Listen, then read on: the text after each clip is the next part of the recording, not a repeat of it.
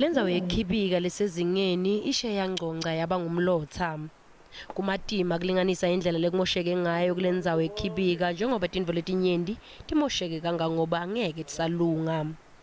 Kusha kwalesakhiwo kutawubeka engcupheni tisebenti letisebenta ngalokuphelele letingemahsumi lasiphohlongo lekufaka ekhatsi naleto letibambe kwesikhashana letingaphansi lebetisebenzisana nalendzawo yekukibika. Ngisahleti nje sona ngisacabanga ngokwani lapha nginesikhathi lesithe ngisebenza khona. Bonisile Ngosi uyingcenye yalabo labalahlekelwe ngumsebenzi.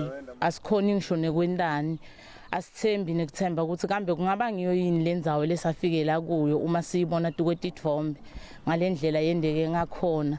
Lendzawo ichubeka nekubala ukuthi ilahlekelwe nganani lekubukeka ngathi kungafika kutigidzi.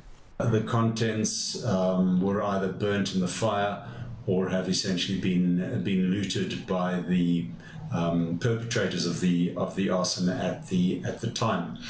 There were some vehicles left at the lodge, although some were removed ahead of the arson.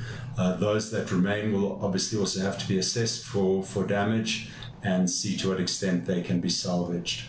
So my best guess at this stage, which is all it is that the damage is probably in the vicinity of 60 million rand. Kushe nembahla yeMthethomusha game reserve lebese yathuthwa kwendela kuphepha.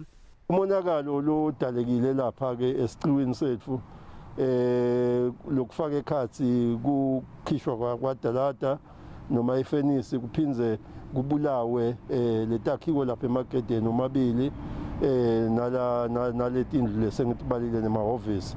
Kungumonakalo lothi awengce ku15 million wemarandi. Asengakathathwa sinqumo sekuthi kutawendakalani ngalendzawo.